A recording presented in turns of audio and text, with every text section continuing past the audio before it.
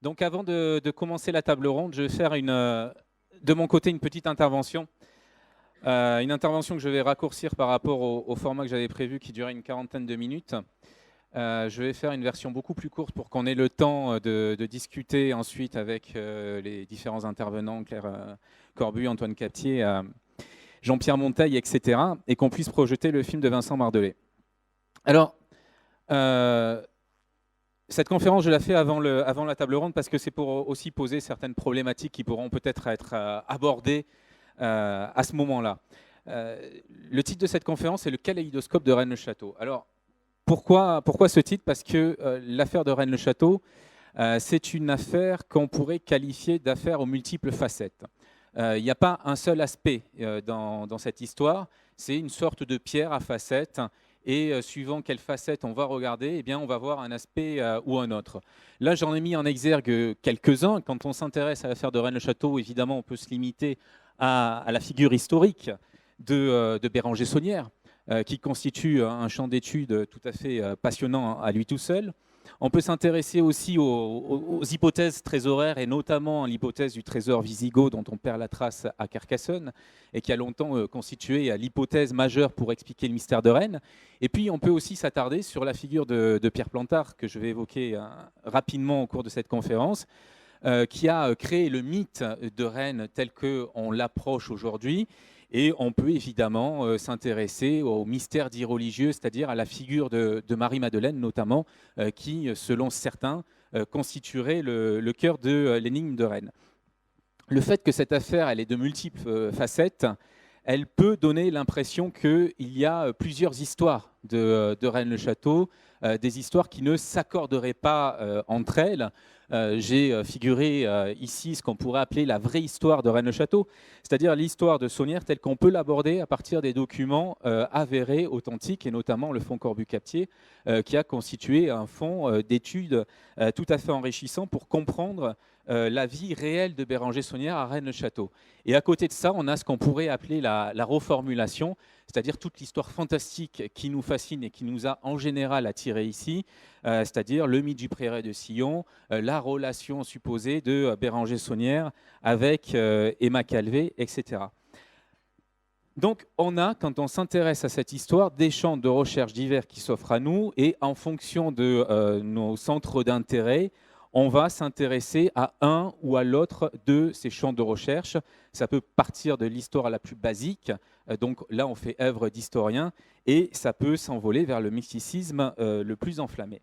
Alors, en ce qui me concerne, j'ai étudié différentes de ces facettes, et notamment deux questions. Une qui est tout à fait historique, c'est la question des ressources de l'abbé Saunière, et l'autre qui est mythologique et mystérieuse, c'est la mystification réalisée à Rennes-le-Château par la figure de Pierre Plantard. Alors, rapidement, Pierre Plantard, c'est lui qui a manipulé tous les auteurs les plus importants dans la construction du mythe de Rennes-le-Château, à commencer par Gérard de Sète que Mariano a évoqué dans son intervention. Et c'est à travers ce mythe créé par Plantard qu'on a la représentation actuelle la plus courante du mythe de Rennes-le-Château, avec notamment le visuel des parchemins. Alors, pour la question des ressources de l'abbé Saunière, je vais passer là-dessus vite fait. De longue date, on est partagé entre une explication rationaliste, il n'y a pas de trésor, c'est juste du trafic de messe, à l'explication trésoraire, l'abbé Saunière a tiré sa fortune de la découverte d'un trésor. Et entre ces deux champs, il y a un champ factuel où on n'est plus du tout dans l'hypothèse, c'est de suivre la piste des donateurs. On sait que la comtesse de Chambord, par exemple, a donné de l'argent à l'abbé Saunière, que c'est arrivé dès son retour à Rennes-le-Château, puisque Saunière y arrive durant l'été 1885. Il est suspendu de ses fonctions à l'automne et il va revenir à Rennes-le-Château l'année suivante, durant l'été 1886. Et c'est à partir de là que l'argent commence à affluer. Donc la comtesse de Chambord, mais pas seulement, puisqu'on sait aussi qu'une certaine Marie Cavaillé a payé le maître-autel de l'église de Rennes-le-Château. On le sait grâce à ce genre de document qui provient du fonds Corbu-Captier. Donc c'est une facture adressée directement à Marie Cavaillé. Alors je passe sur les détails dont j'avais émaillé ma conférence, les différentes marques de reconnaissance de Saunière envers ses donateurs. Le point commun entre tous ces donateurs, c'est les milieux royalistes.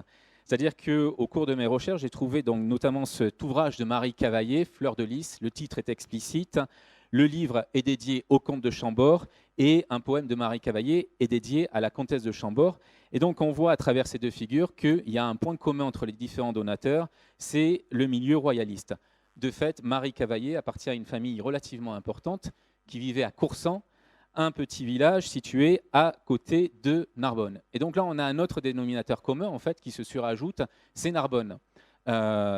Puisque on sait que Alfred, le frère de Béranger Saunière, était basé à Narbonne, où il a été professeur au petit séminaire pendant un certain temps, et on sait que c'est par son frère que Saunière a obtenu un certain nombre de donations. Et d'ailleurs, on sait aussi que Saunière a essayé de minimiser ses donations, puisque dans un premier brouillon à son évêque, il reconnaît que son frère lui a apporté 600 francs or, et puis il va reconnaître une somme beaucoup plus importante, 55 000 francs or. Alors évidemment, on peut interpréter ça de façon diverse. Je passe sur les détails concernant Alfred. Ce qui est important, c'est la découverte de ces documents conservés aux archives départementales de l'Aude, qui nous apprennent, à travers différentes enquêtes de la sous-préfecture de Narbonne, que Alfred Saunière, c'est le personnage public de l'époque. Aujourd'hui, on parle de Béranger, mais à l'époque, le Saunière qui était connu, c'était Alfred, qui était prédicateur et qui surtout s'est retrouvé plusieurs fois à la direction du cercle catholique de Narbonne. Alors, on sait aussi, grâce à ces rapports, que Alfred Saunière écrivait dans plusieurs journaux édités sous influence du cercle catholique de Narbonne et qu'il avait une plume assez virulente, une plume anti-républicaine. Quand on voit les journaux dans lesquels il écrit, on voit des points communs avec les autres donateurs. J'ai consulté le Courrier de Narbonne, qui est un des journaux dans lesquels Alfred écrivait. Eh bien, on trouve la référence de Louis Cavaillé, un des amis du journal. Donc, on voit que c'est un petit milieu autour de Narbonne qui gravite, donc, puisque Louis Cavaillé était l'époux de Marie Cavaillé, comme l'atteste le monument funéraire, aux époux Cavaillé. Et donc tout gravite, en fait, on le voit, pour les premiers donateurs, autour du cercle catholique de Narbonne. On apprend par les quelques publications encore accessibles de ce cercle que Alfred était un brillant orateur. Je passe rapidement sur les cercles catholiques. Je n'ai pas le temps de développer dans le cadre de cet après-midi, mais les cercles catholiques ont été créés par Albert de Meun à l'époque où on avait encore espoir que le comte de Chambord revienne en France et devienne roi de France. Et donc, c'était des outils royalistes dévolus à la cause des Chambord qui ensuite se sont progressivement transformés, et c'est là que ça devient important, en outils d'influence catholique pour influencer l'évolution sociale et un certain nombre d'organismes. Alors, quand on regarde le cercle catholique de Narbonne, on se rend compte que la plupart des membres donateurs et fondateurs sont les mêmes que ceux qui ont donné de l'argent à Saunière, à Rennes-le-Château. On se rend compte qu'il y a une structure qui est tout à fait formatée, une direction qui est constituée d'ecclésiastiques et de membres des classes dirigeantes, et ensuite des membres recrutés qui appartiennent aux grandes familles, mais aussi, et pour beaucoup, aux classes populaires.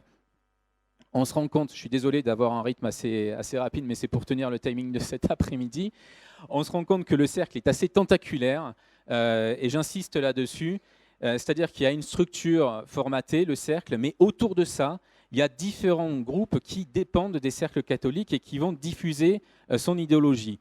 Par exemple, on a des comités, on a les dames patronesses qui font des visites à domicile, on a des bienfaiteurs, on a des patronages qui vont aider les enfants démunis, et on a tout un tas de caisses d'aide aux plus démunis. On a des collaborations diverses avec les conférences Saint-Vincent-de-Paul, par exemple, avec mise en commun de locaux, donc des partenariats avec les écoles chrétiennes également. Alors, c'est assez divers parce qu'il y a aussi des locaux qui sont mis à disposition des membres du cercle. C'est des salles de jeu, par exemple. Ça peut paraître insolite, mais c'est un moyen. Pourquoi il y a des salles de jeu, des salles de lecture qui sont mises à disposition assez tard, d'ailleurs, durant l'été, jusqu'à 23 h par le cercle catholique? Tout simplement parce que c'est un instrument de propagande, c'est clairement affiché dans les différents rapports rédigés au sujet des cercles. C'est clairement ce qu'on appelle aujourd'hui du lobbying et un instrument de propagande politique. C'est très formalisé dans le guide des fondations où on nous explique que peu importe le nombre, ce qui compte, c'est l'organisation pour orchestrer des manipulations.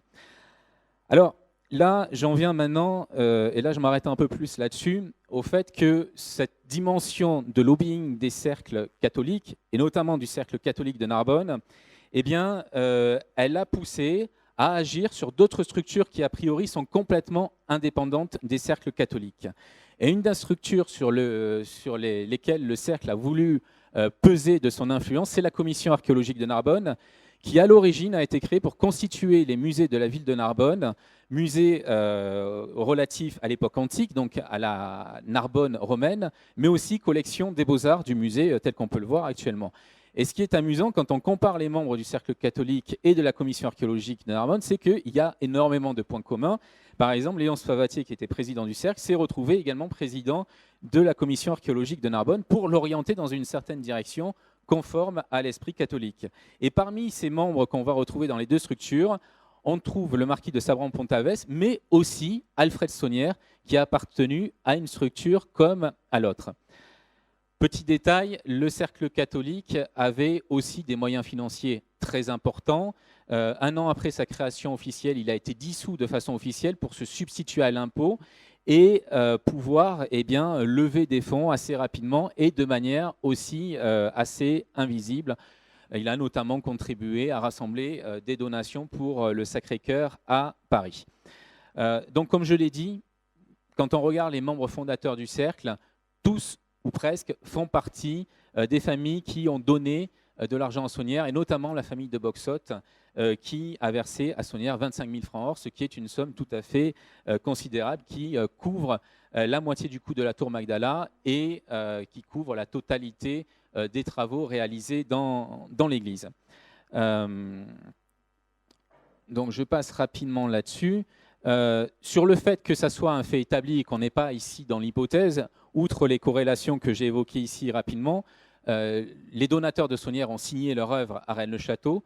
Des rapports comme celui-ci où on avait un agent infiltré de la sous-préfecture de Narbonne qui avait infiltré une réunion du cercle nous apprennent que le cercle avait une devise, Inox Igno Vinces. On va la trouver sur toutes les publications du cercle catholique de Narbonne et de tous les cercles catholiques de France. J'en ai mis ici un exemple en exergue. Eh bien, cette formule, évidemment, on va la retrouver sur le tympan de l'église de Rennes. Donc là, on a très clairement les donateurs de l'abbé Saunière qui signent leur œuvre et qui signent leurs dons. Alors ça, c'est un aspect. C'est un aspect de l'affaire de Rennes-le-Château. C'est une de ses facettes. On peut établir de façon certaine que Saunière a été financé par un cercle d'activistes royalistes. À côté de ça, un autre de mes champs de recherche, ça a été la mystification orchestrée par Pierre Plantard. Alors, Pierre Plantard est un personnage éminemment controversé. On sait qu'il a influencé Gérard de Sède et les autres auteurs. Ma lecture de Plantard a été un petit peu différente de ce qui avait été fait jusqu'alors. On l'a considéré comme un imposteur, un mythomane. La question que je me suis posée, c'est qu'est-ce qui peut pousser pendant autant d'années un homme à mystifier comme ça un certain nombre d'auteurs et leurs lecteurs? Est-ce que cet homme a une motivation uniquement personnelle ou est-ce que ça le dépasse?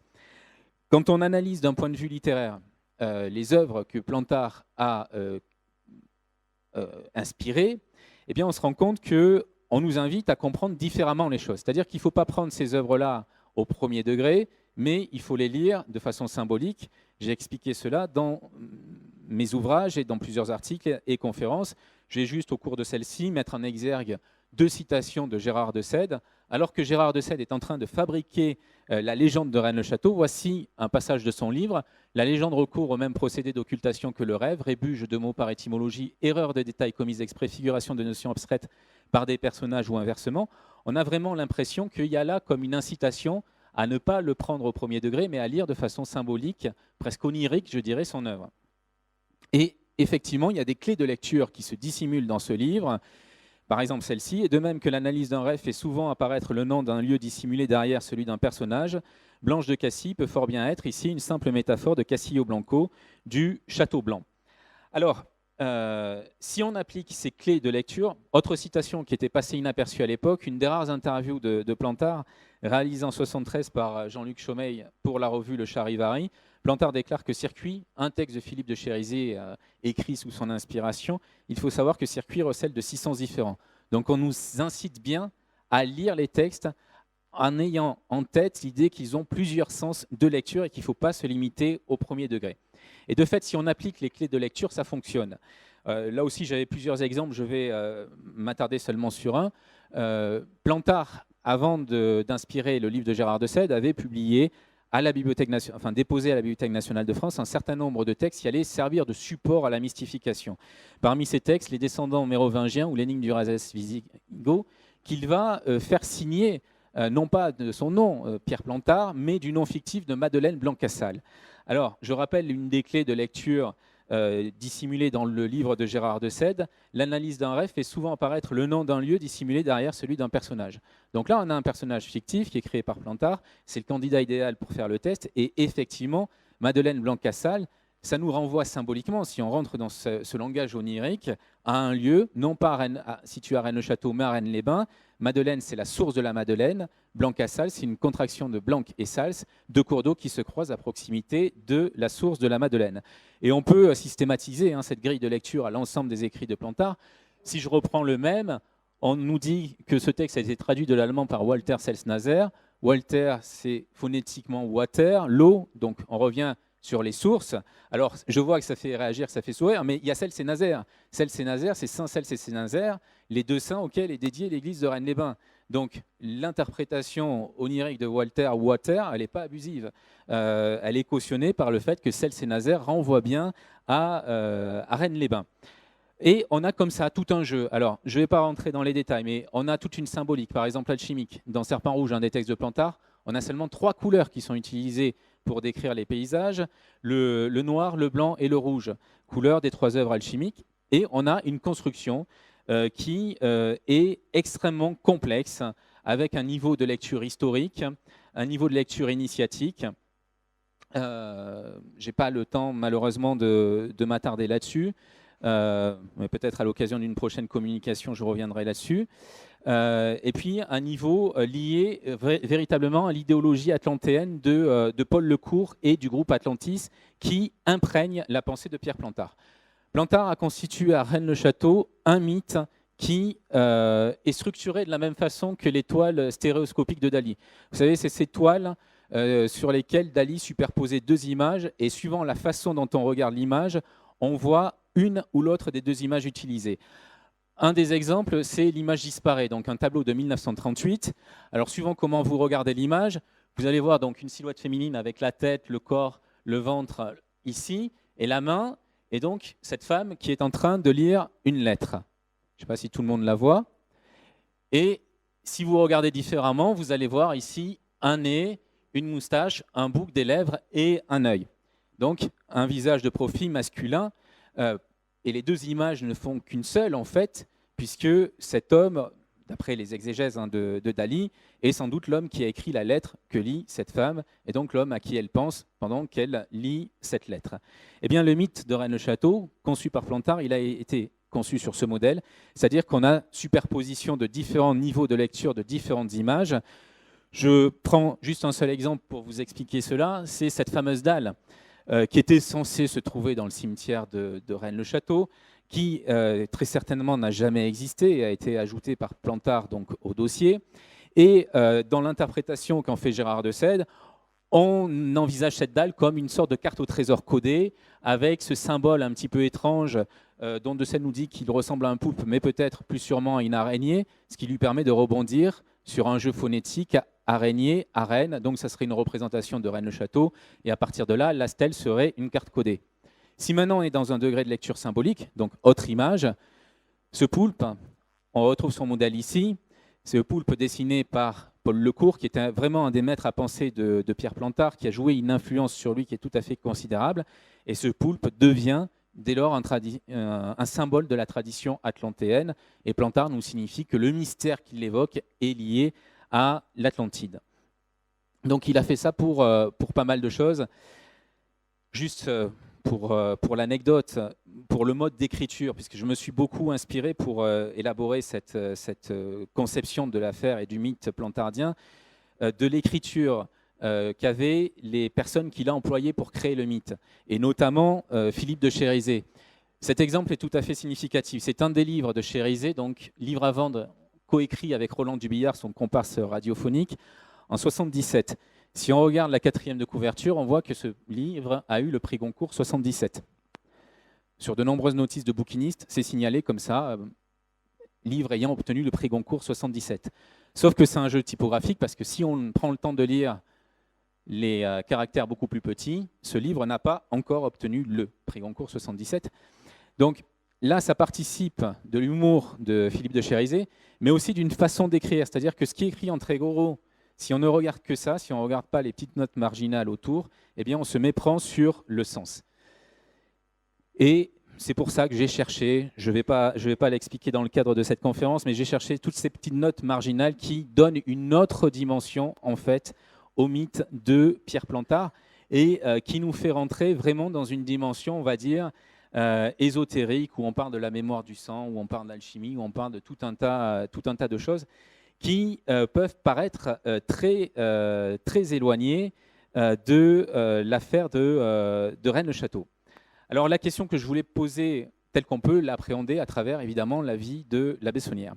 Alors la question que je voulais poser au cours de cette conférence, c'est est-ce qu'il y a moyen de connecter ces différents champs de recherche? C'est-à-dire, est-ce qu'il y a des connexions entre ces recherches très historiques sur le cercle catholique de Narbonne et ces recherches plus mythologiques et plus littéraires sur la figure de Pierre Plantard? Et ce qui me semble aujourd'hui important, ça fait des années qu'on étudie l'affaire de Rennes et que des nouveaux champs d'études s'ouvrent, le phénomène se complexifie, mais il y a des questions auxquelles aujourd'hui il faut répondre. Et c'est vrai qu'on y répondra peut-être en se concentrant sur cette période-là, c'est-à-dire l'émergence de la médiatisation de l'affaire du curé Homillard, qui apparaît en 1956 à travers la série d'articles publiés dans la Dépêche du Midi. Parce que là, quand on regarde, on se rend compte évidemment que Plantard n'a pas tout inventé. Même s'il a donné une architecture au mythe, il y a un certain nombre de choses qui, dès cette époque-là, dès avant qu'il influence certains auteurs, existaient. Notamment le fait qui était, on pourra revenir pendant la table ronde là-dessus, que Saunière ait trouvé des rouleaux de parchemin à l'occasion des travaux. Il y a tout un tas de questions qui se posent sur cette période. Par exemple, sur La puissance et la mort, qui est un texte traditionnellement associé à Noël Corbu, qui serait son auteur, mais c'est vrai qu'on a soulevé la question, est-ce que c'est bien Noël Corbu qui l'a écrit ou est-ce qu'il a été influencé? Peut-être qu'on pourra aborder cette question également. Il y a une autre question qui se pose, c'est le rôle de Robert Charroux et du Club international des chercheurs de trésors lorsqu'ils sont venus à Rennes-le-Château, puisque c'est Robert Charroux qui a donné avec évidemment le travail qu'avait fait Noël Corbu avant, mais qui a donné un coup de projecteur médiatique sur cette affaire. Et c'est à ce moment-là qu'un certain nombre de pièces apparaissent dans des circonstances assez troubles. Alors ce que je voudrais dire par rapport à ça, c'est que l'identification qui paraît très rationnelle, très historique du cercle de Narbonne, et donc qui semble sortir l'affaire d'un contexte mystérieux, ne met pas fin au mystère, loin de là. Pourquoi? Parce que déjà, on sait qu'il y a eu des fouilles. On sait que la Bessonnière, même s'il a reçu des dons, il a bien fait des recherches archéologiques autour de l'église. On a les fameuses plaintes des villageois qui dénoncent les fouilles réalisées dans le cimetière. Et puis, on a son cahier journal qui, à la date du 21 septembre 1891, marque bien la découverte d'un tombeau. On a ensuite, quand on étudie le cercle catholique de Narbonne, un certain nombre de questions, de mystères que ça soulève. Il y a la famille chef de bien qui est impliquée dans la création des cercles catholiques. On sait que cette famille est liée à un rite maçonnique, le rite primitif de Narbonne. Donc là, on retourne au XVIIIe siècle. Le rite a été fondé en 1759, répandu, popularisé en 1779. Et on sait qu'il existait au sein de ce groupe maçonnique une fraternité Rose-Croix du Grand Rosaire qui était entièrement dévolue à l'étude des faits ésotériques. Et évidemment, c'est troublant quand on voit que De Sède, lorsqu'il réédite un peu en cavalier seul l'or de Rennes, va le retitrer signé Rose-Croix. Donc il y a manifestement là un lien qui s'établit avec certaines fraternités qui ont peut-être opéré à un moment donné dans la région. Il y a aussi, avec le cercle catholique, et là c'est une découverte plus récente que j'ai faite, une connexion qu'a priori on ne ferait pas entre les cercles catholiques et certaines officines occulte. Alors là encore, je m'appuie sur des documents tout à fait authentiques. À l'époque de Saunière et fin 19e, début 20e, il y a une grande scission dans la maçonnerie entre une maçonnerie laïcarde, anti-cléricale, très dure, et de l'autre côté, une maçonnerie spiritualiste. Oswald Wirth, dont va se réclamer Plantard d'ailleurs, va rénover cette maçonnerie spiritualiste, initiatique, en voulant lui redonner ses valeurs. Et il va s'attirer les foudres d'un certain Louis Amiable, donc, qui était donc lui un laïcard en fait, et qui va reprocher à Wirth justement ses visées ésotériques. Et ce qui est intéressant, c'est que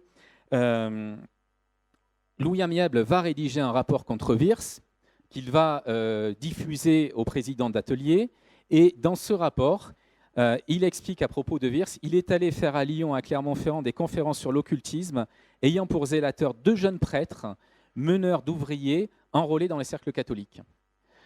Donc là, j'insiste sur ce point, on voit bien qu'il y a des connexions entre certains cercles catholiques et une certaine maçonnerie ésotérique de la fin du 19e et du début 20e.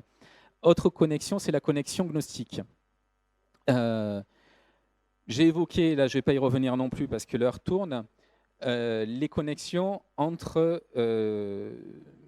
Jules Douanel et certains aspects mythologiques de l'affaire de Rennes. Or, Douanel était lui aussi un ami de Wirth. Et donc ça établit un certain nombre de connexions quand on sait qu'il y avait de nombreux membres de l'église de Douanel autour de Rennes-le-Château à l'époque de la Bessonnière, Déodat Rocher, Prosper Essieux qui était instituteur à Rennes-le-Château. Et c'est là qu'on glisse progressivement vers autre chose parce que Prosper Essieux, membre de l'église gnostique, donc de cette officine occulte qui essayait de recruter dans l'église, j'ai plusieurs correspondances là-dessus, fait libre aussi. Et on a une connexion peut-être avec le mouvement fait libre. Alors, on est évidemment dans le domaine de l'hypothèse, et j'insiste là-dessus avec prudence. Je dis c'est un champ de recherche qu'on doit ouvrir aujourd'hui, c'est-à-dire qu'il me semble intéressant d'investiguer toutes les petites officines culturelles qui ont gravité ici autour de la Belle Époque. Paul Albarel. Paul Albarel, c'est un fait libre qui était membre de la commission archéologique de Narbonne, dont je vous ai dit qu'elle avait été sous influence de cercles catholiques, et que Alfred Saunière en avait été membre.